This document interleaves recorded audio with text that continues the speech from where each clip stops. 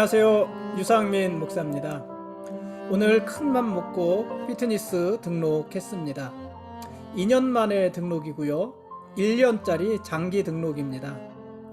기왕에 다시 시작하는 운동이니까 PT도 받으라고 하는데 제 체력이 따라갈 수 없을 것 같아서 사양했습니다. 다시 운동 시작하고 또 체력도 좀 올라오면 그때는 한번 생각해 볼 일입니다. 운동은 1년 만에 다시 시작하는 것이고 헬스는 2년 만에 하는 것입니다. 지난 1년간은요 운동을 전혀 하지 않았습니다. 코로나가 핑계였지만은 사실은 게으르게 보낸 한 해였습니다. 먹는 것에도 절제가 없었고 그래서 1년 사이에 몸이 아주 불었습니다. 체력도 많이 떨어져서요 몸이 예전 같지 않구나 이런 생각을 많이 하면서 보낸 한 해였습니다. 더는 이대로 있을 수 없어서 오늘 1년치 결제를 했습니다. 1년치라야 48만 원이고요. 48만 원이면 사실 큰 돈이기는 하지만은 48만 원을 365일로 나누면은 하루 1315원 꼴입니다. 그러니까 하루 1315원에 헬스기구 다 이용하고 기본적인 코칭 받고 또 샤워 시설도 이용을 하는 것이니까 사실 헬스장에 한번 갈 때마다 남는 장사를 하는 셈입니다. 물론 등록하고도 가지 않으면 그만큼 헛돈을 쓰는 것이기도 합니다. 근데 제가 또 무엇인가 한번 시작하면은 성실하게 하는 편이니까 앞으로 1년간은 운동 열심히 해서 48만 원 미치지도 않고 또 무너진 체력을 다시 끌어올려 보겠습니다. 그래서 내년 11월쯤에는요 설악산을 한번 종주하던가 한라산 등반이라도 한번 했으면 좋겠습니다. 오늘 오후에 누님이 집에 다녀갔습니다. 어머니는 역시 컨디션이 살아나셨고요 기억력마저도 아주 활발하게 살아나셨습니다. 역시 사람이 보약입니다. 그리운 사람을 보는 것이야말로 최고의 처방이고 또 최고의 명약입니다. 여러분 오늘이요 1년 중 333일째 되는 날입니다. 333 33하고 좋지 않습니까? 333일 3이 3번이라서 아주 느낌이 좋은 날입니다. 그리고 1년 중 333일째인 오늘은 매일 성경 읽기 길라잡이를 시작한 지 또 333일째 되는 날입니다. 그리고 앞으로 32일만 더 하면 매일 성경 읽기 길라잡이가 끝이 나게 됩니다. 그리고 2021년 한 해도 끝이 납니다. 그리고 다시 무엇인가를 시작할 수가 있습니다. 그날이 참 기대가 됩니다. 오늘 말씀 보시겠습니다.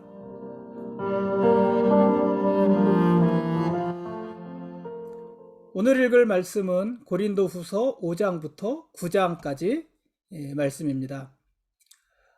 성도란 무엇일까요? 어제도 성도에 대한 이야기를 잠시 했지만 오늘 읽은 말씀에서 성도는 땅의 집에 살면서 하늘의 집을 소망하는 사람들이다. 이렇게도 표현을 했습니다. 땅의 집에 살면서 하늘의 집을 소망하는 사람. 그런 사람이 성도라고도 표현을 했습니다. 땅에 살지만 소망은 하늘에 두고 사는 사람이 바로 성도라는 것입니다. 그런데요, 땅의 집은 뭐고 또 하늘의 집은 무엇일까요?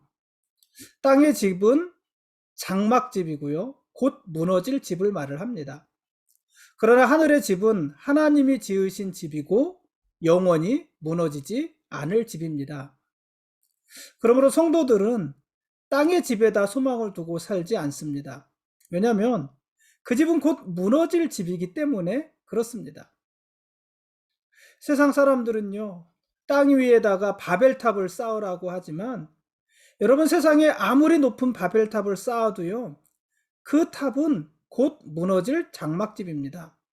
그러니까 얼마나 큰 장막집인가 얼마나 작은 장막집인가의 차이가 있지 큰 높은 바벨탑을 쌓아도 장막집입니다. 무너질 집이라는 이야기입니다.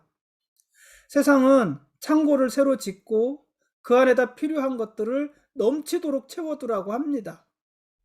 그러나 하나님께서 오늘 밤 그 영혼을 찾아가시면 그렇게 쌓아둔 것이 누구의 것이 되겠습니까? 그러니 창고를 늘이고 그곳에 가득 쌓아둬도 그것도 장막집입니다. 무너질 집입니다. 성도는 그것을 아는 사람입니다. 그래서 성도는 땅에 살지만 하늘의 소망을 두고 살아갑니다. 왜냐하면 땅의 것은 다 무너질 장막집이지만 하늘의 집에는 도둑도 없고 좀이나 동록이 해하지 못한다는 것을 알기 때문입니다. 고린도서 5장 18절에 보면은요, 성도는 또한 새로운 피조물이라고도 했습니다. 그래서 성도는 하나님과 사람들을 화목하게 하고 또 사람과 사람들 사이를 화목하게 하는 사람이기도 합니다. 고린도서 5장 20절에서 바울은요, 성도란 그리스도를 대신해서 하나님과 사람 사이를 화목하게 하는 사람, 이렇게 이야기하기도 했습니다. 그리스도를 어떻게 해서요? 그리스도를 대신해서 무엇을요? 하나님과 모든 사람을 화목하게 하는 사람, 그게 성도다, 이렇게도 표현을 한 것입니다. 하나님께서는 모든 사람들과 화목하게 지내고 싶어 하십니다. 화목하고 싶어 하십니다. 근데 하나님께서는 그 일을 성도들에게 맡기셨다는 것이에요. 하나님께서는 성도들을 통해서 모든 사람들과 화목하고 싶으신 당신의 마음을 호소하시는 것입니다.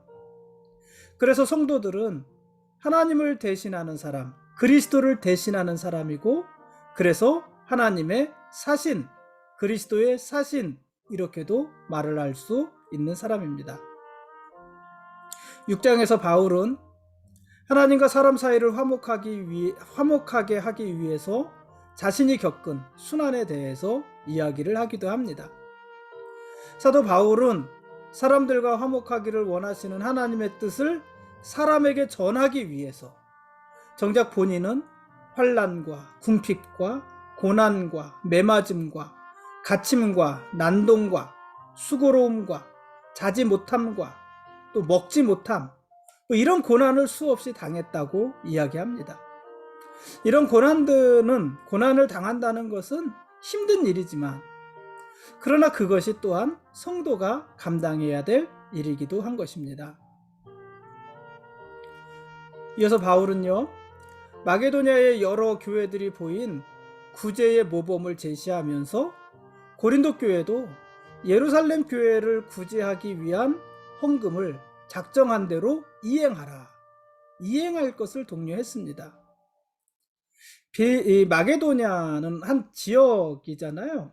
그 마게도냐 지역이 어느 곳이냐면은 빌립보, 데살로니가, 베레아, 이런 지역이에요. 그곳에 각각 교회들이 있었잖아요. 빌립보 교회, 데살로니가 교회, 베레아 교회, 이런 교회들이 있었는데, 마게도냐에 있는 이런 교회들은요, 시련과 또 극심한 가난 가운데 있으면서도 자기들보다 더 어려운 처지에 있는 예루살렘 교회를 돕기 위해서 연보를 드렸습니다. 그것도 풍성한 연보를 드렸습니다. 마게도냐의 교회들은 자신들보다 어려운 처지에 있는 예루살렘 교회를 도울 수 있는 것을 부담으로 생각한 것이 아니라 특권이라고 생각을 한 것이고, 그래서 그들은 힘에 지나도록 풍성한 연보를 자원해서 드린 것입니다. 고린도후서 8장 2절에 보면은요, 당시 마게도냐 지역의 교회들이 환난으로 인해서 시련을 당하고 극심한 가난 속에서 허덕이고 있었다는 것을 알 수 있습니다. 그러니까 이 마게도냐 지역에 있는 교회들, 데살로니가 교회나 빌립보 교회나 이런 교회들이 평안하고 평탄하고 풍요롭고 그런 가운데 있었던 것이 아닙니다. 그들에게 많은 환난이 있었고 그들에게 극심한 가난이 있었다는 것이에요. 그럼에도 불구하고 그 교회들은 넘치는 기쁨으로 살았고, 또 자기들보다 더 어려운 처지에 있는 예루살렘 교회를 돕기 위해서 풍성한 연보를 드린 것입니다. 특별히 그 모든 일을 그 교회들은 자원해서 한 것입니다. 이에 비해서 상대적으로 넉넉한 형편에 있었던 고린도 교회는 아직까지도 변변한 헌신을 하지 못하고 있는 것입니다. 사실요, 예루살렘 교회를 돕기 위한 연보는 고린도 교회가 먼저 시작을 했습니다. 근데 어찌된 일인지 고린도 교회는 예루살렘 교회를 돕기 위한 일을 중단했고, 그렇게 1년의 시간이 지나갔습니다. 그래서 사도 바울은 너희가 중단했던 일을 다시 시작해라, 이렇게 말을 하고 있는 것입니다.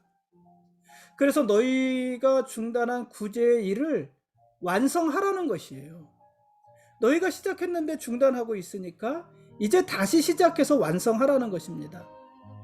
그것이 고린도 교회를 생각해도 유익이다, 이렇게 말을 하고 있습니다. 그러니까 여러분, 구제는요, 누군가를 돕는다는 것은요, 돈 있는 사람이 하는 것이 아니에요. 뭐 옛날에도 빌어먹으려면 가난한 마을로 가라고 그랬잖아요. 부자 마을로 가면 쪽박이 깨지는데 가난한 마을로 가라는 거예요. 재미난 말 아닙니까? 구제는요, 돈이 있는 사람이 하는 것이 아닙니다. 마찬가지로 헌금도요, 돈 많은 사람들이 하는 것이 아닙니다. 구제도 헌금도 하나님의 은혜를 알고 하나님의 사랑에 감사하는 사람이 하는 것입니다. 가난한 마게도니아 지역의 교회들은 부유한 고린도 교회보다 더 많은 구제를 하고 더 많은 헌금을 했습니다. 어떻게 그럴 수 있었을까요?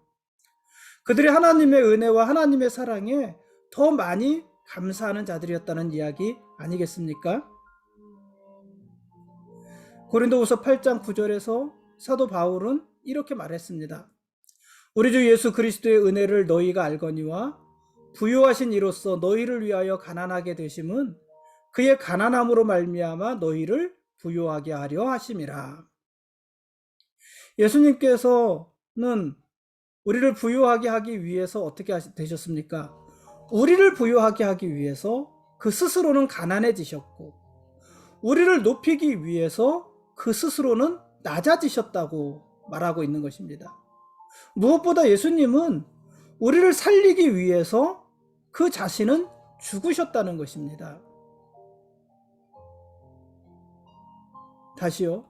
예수님은 우리를 부유하게 하기 위해서 자신은 가난해지셨고, 우리를 높이기 위해서 자신은 낮아지셨고, 우리를 살리기 위해서 자신은 죽으셨습니다.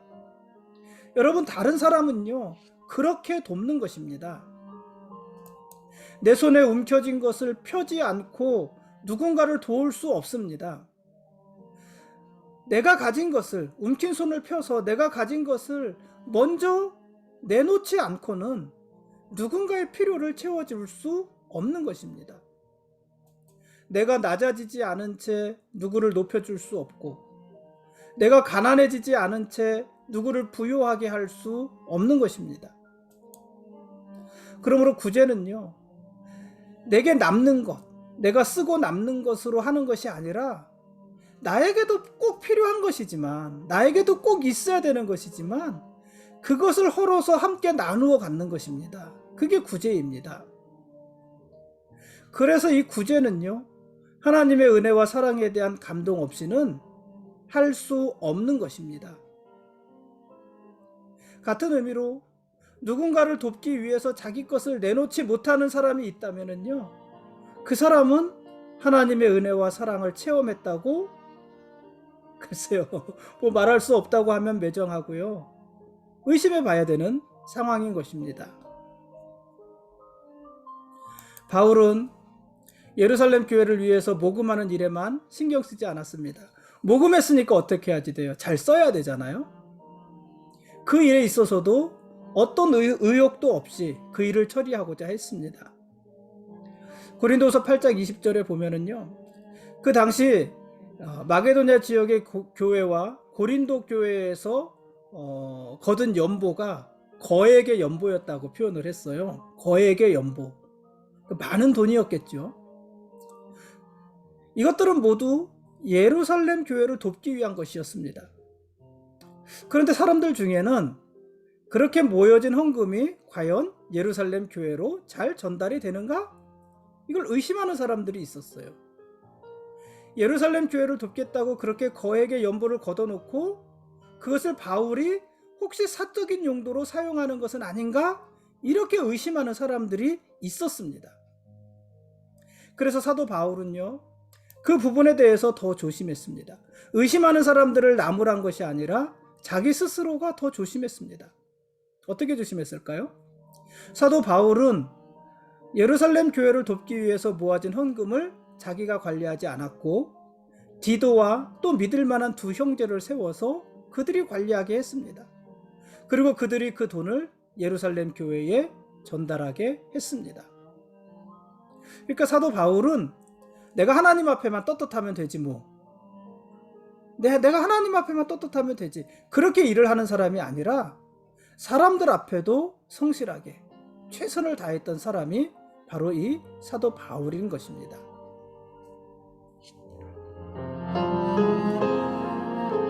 지금까지 고린도후서 5장부터 9장까지 말씀에 대한 길라잡이였습니다. 내일은 고린도후서 10장부터 13장까지 말씀입니다. 고린도후서 마지막 장입니다. 고린도후서 9장에서 사도 바울은 하나님이 기뻐하시는 연보의 자세에 대해서 가르칩니다. 헌금하는 자세에 대해서 가르칩니다. 각각 그 마음에 정한 대로 할 것이요 인색함이나 억지로 하지 말지니 하나님은 즐겨내는 자를 사랑하시느니라. 하지 말아야 될 것과 해야 될 것, 하지 말아야 될 헌금의 자세와 가져야 될 헌금의 자세를 이야기하고 있죠. 헌금은 인색함이나 억지로 하는 것이 아니다. 이게 사도 바울의 헌금에 대한 헌금을 하는 방법입니다. 인색한 마음으로 헌금한다는 것은요, 진실한 마음으로 헌금하지 않는다는 것입니다. 믿음 없이, 진실함 없이 헌금을 하려니까 헌금을 하기는 하지만 인색해지는 것입니다. 여러분, 이게 적절한 비유가 될지 모르겠지만은요, 누군가에게 밥을 사고 술을 사면은요, 하다못해 고맙다는 소리라도 듣지 않습니까? 밥 잘 먹었습니다. 인사라도 받지 않습니까? 은행에다가 돈을 넣어두면은요, 뭐 요즘 이자는 별로 없지만 그래도 이자가 붙고 적어도 그 돈이 없어지진 않잖아요. 쌓이잖아요. 그것이 보인단 말이에요. 그런데 헌금을 하는 것은요, 꼭 손해를 보는 느낌이 들 때가 있지 않습니까? 내가 내는 헌금을 하나님이 진짜 받으시는지도 모르겠고, 내가 내는 헌금이 진짜로 바르게 사용되어지는지도 모르겠고, 혹시 목사가 자기의 사적인 용도로 사용하고 있는 것은 아닌지, 그런 생각이 들 때도 있지 않습니까? 그러다 보니까 자꾸만 헌금하는 마음이 인색해지는 것입니다. 얼마나 더 많이 헌금할까 보다도요, 어떻게 하면 헌금을 줄여서 낼까, 그것을 생각하게 되는 것입니다. 사도 바울은 그렇게 인색한 마음으로 헌금하지 말아라, 이렇게 권면하는 것입니다. 헌금은요, 또 억지로 하는 것도 아닙니다. 억지로 헌금한다는 것은 자발적으로 하지 않는다는 거예요. 누가 시키니까 마지못해서 하고, 다른 사람이 하니까 마음에는 없지만 체면상 하고, 그렇게 억지로 하지 말라는 것입니다. 헌금은 그렇게 하는 것이 아닙니다. 헌금은 자발적으로 하는 것입니다. 물론 교육의 차원에서 이런 헌금이 있고 이런 헌금이 있고 왜 헌금을 하는 것이고, 그런 교육의 차원에서 우리가 교육을 받고 훈련의 차원에서 그것을 따라갈 수 있지만, 그러나 억지로 하는 것은 아닙니다. 헌금은 각자 자기 마음에 정한 대로 하는 것입니다. 그래야 즐거운 마음으로 할 수 있고, 하나님은 그렇게 헌금하는 사람을 사랑하신다, 이렇게 말을 하고 있습니다. 사도 바울은요, 고린도후서 9장 10절에서 이렇게 말을 했습니다. 재미난 말씀이에요. 우리의 헌금이란 것이 결국 뭐냐면은 이렇게 말을 했어요. 심는 자에게 씨와 먹을 양식을 주시는 이가 너희 심을 것을 주사, 다시요, 제가 리듬을 놓쳤네요. 심는 자에게 씨와 먹을 양식을 주시는 이가 너희 심을 것을 주사 풍성하게 하시고 너희 의의 열매를 더하게 하시리니. 심을 씨를 주시는 분도 하나님이시고, 씨의 열매를 주시는 분도 하나님이시라는 거잖아요. 다 하나님의 거라는 거죠. 왜 이 말을 한 거냐면은 이런 의미예요. 헌금할 수 있는 돈을 주시는 분도 하나님이시고 그 헌금의 열매를 주시는 분도 하나님이시라는 거예요. 그러니까 우리는요, 내 돈을 내고 내 돈으로 헌금을 하는 것이 아니라 하나님의 돈으로 헌금하고 하나님의 열매를 먹고 사는 사람들이라는 이야기입니다. 원래부터 우리 것은 없습니다. 우리가 가진 모든 것은 하나님의 것이고, 그래서 우리가 가진 모든 것은 하나님이 필요에 따라서 우리에게 맡기신 것이고, 우리는 하나님이 맡기신 그것을 하나님의 필요에 따라서 적절하게 사용해야 하는 것입니다. 그런 신앙의 고백으로 드리는 것이 바로 헌금인 것이에요. 내 것을 떼어서 하나님께 드리는 것이 아니라 심을 씨도 하나님의 거고 그 열매도 하나님의 거고 다 하나님의 거라는 거예요. 하나님의 것을 하나님 앞에 드리는 것이고 하나님은 그것을 다시 받으시면서 우리를 축복하시는 것입니다. 그래서요, 이 헌금은 우리의 신앙을 증명할 수 있는 정말 중요한 기준이 될 수가 있는 것입니다. 오죽하면 너희 물질이 있는 곳에 마음이 있다는 말씀이 나왔을까요? 여러분의 헌금 생활은 건강하십니까? 오늘 여기까지 하겠습니다. 예수님이 우리의 왕이십니다. 그리고 우리는 그분의 거룩한 백성들입니다. 고맙습니다.